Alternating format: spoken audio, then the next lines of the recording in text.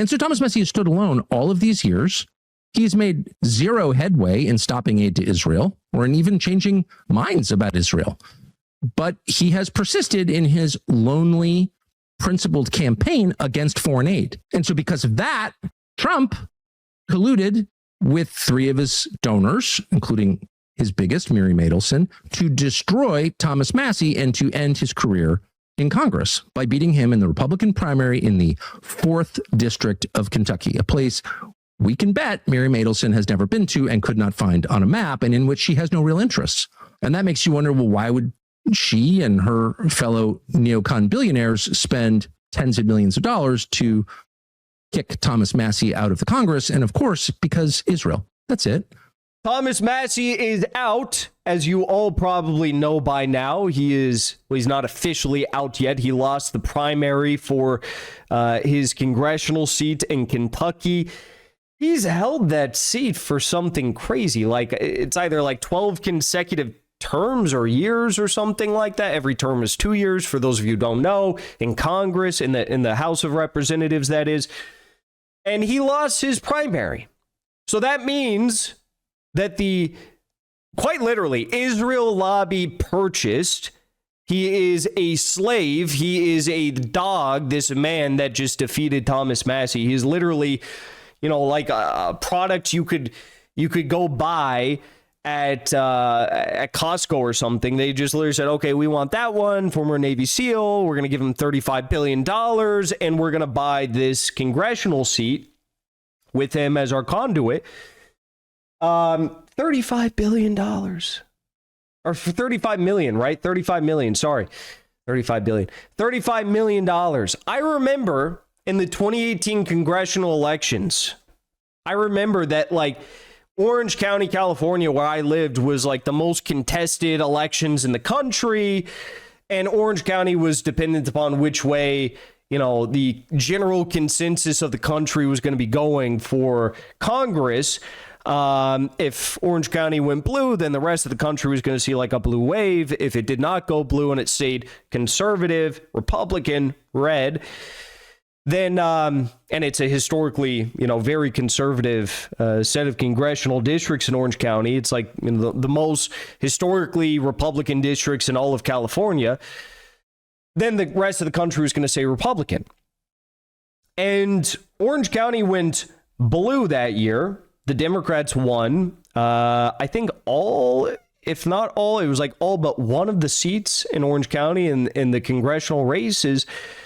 And I just remember it was like a shocking amount of money that was dumped into these campaigns on both sides. You had like $1-2 million being spent, and everyone was like, wow, a $2 million campaign. That's insane.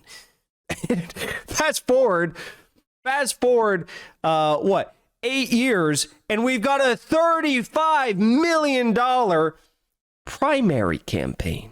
A primary campaign. This is not even the general election, folks.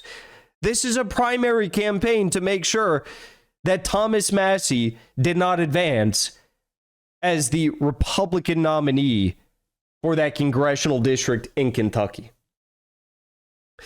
Someone who's very happy about this is Ted Cruz. Ted Cruz went out and tweeted this.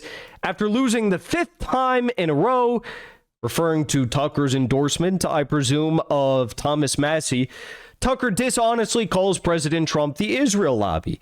Massie lost because he opposed Trump's MAGA agenda over and over and over again, so Trump came in and beat him. Tucker knows this, but he also passionately opposes Trump. Now, couldn't be further from the truth. Obviously, that is the spin that a lot of the mainstream media is going with nowadays. This shows that like Trump still has his power. The Trump MAGA effect is still with him. He can endorse someone and they win. No, this means Israel still has $35 million to drop on a primary race in Kentucky. This isn't even in like California, Florida, New York. This is in Kentucky. 35 mil. Okay. Now, clearly Ted Cruz did not listen to what Tucker had to say because it was very on point. Take a listen. And so Thomas Massie has stood alone all of these years. He's made zero headway in stopping aid to Israel or in even changing minds about Israel. But he has persisted in his lonely, principled campaign against foreign aid. And so because of that, Trump colluded with three of his donors, including his biggest, Miriam Adelson, to destroy Thomas Massie and to end his career in Congress by beating him in the Republican primary in the 4th District of Kentucky, a place we can bet Miriam Adelson has never been to and could not find on a map, and in which she has no real interests. And that makes you wonder, well, why would she and her fellow neocon billionaires spend tens of millions of dollars to kick Thomas Massie out of the Congress? And of course, because Israel. That's it. Thomas Massie criticized not Israel, but America's relationship with Israel, and that can't be allowed. And you know what's incredible? I know like a lot of people are pulling up the anomalies and voting patterns, right? The increase in however many 52,000 votes that were cast in this election compared to the previous elections in primaries in the same district, right? People are bringing that up. Fair game. People are bringing up the unprecedented number of mail-in ballots and the fact that like the amount of mail-in ballots sent on whatever it was the last day were equivalent to the amount of votes that Thomas Massie's AIPAC Israel Lobby challenger won by. Fair game. But one of the most interesting parts of this all is that when you look at the voter breakdown by age group, it quite literally is, you know, these older generations, the boomers plus, that won this election because they vote way heavier. They vote way more often, maybe. No, they vote way more in comparison to the younger generation. You look at everyone below the age of like 50, they all voted overwhelmingly for Massie. Overwhelmingly. But they just don't vote enough. Young people don't vote enough. This has been, you know, the age-old issue for anyone seeking real, you know, good change in American politics is that young people don't vote, right? Country doesn't move fast enough because the only people who vote are old people. And the old people watching cable news, they were getting flooded with Miriam Adelson sponsored ads, you know, attacking Massie, prompting everyone to vote for their guy, making it seem like none of this had to do anything with Israel. There's nothing to do with Israel, nothing to do with Miriam Adelson, despite the fact they all pumped in $35 million. The biggest Zionist in the country, $35 million, right? For Ted Cruz to say that this shows that Trump is so powerful couldn't be further from the truth. It's the exact opposite. The fact that Trump can no longer wave his magic wand and say, here, you're out, you're in, you're out, you're going to lose, you're going to win. I endorse you, I don't endorse you. He can't just rely on that. He needs to aggressively campaign and have his proxies, his owners, spend $35 million to win a single congressional seat in Kentucky.